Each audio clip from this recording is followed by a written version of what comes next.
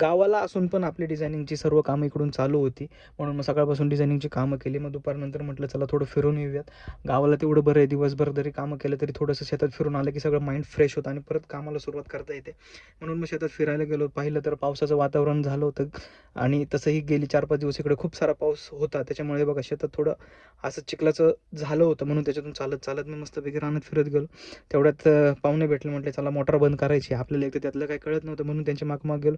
त्यांनी खटका बंद करून डायरेक्ट मोटार बंद केली आणि विहिरीतला पाण्याचा उपसा थांबवला. आणि हीच ती विहीर, ज्या विहिरीचं पाणी आज आम्ही पितो. इथून पाणी आमच्या वस्तीपर्यंत येतं आणि मग तेच पाणी आम्ही प्यायला, अंघोळीला वगैरे सगळं वापरत असतो. बघा किती हिरवंगार पाणी याच्यामध्ये दिसतंय.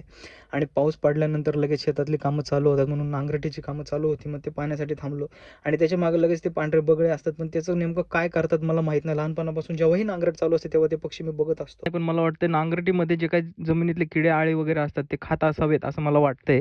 हे पाहत मी पुढे आलो आणि पावसाचं वातावरण असल्यामुळे म्हटलं मोर नाचताना दिसेल म्हणून खूप वेळ त्याच्याकडे पाहत राहिलो.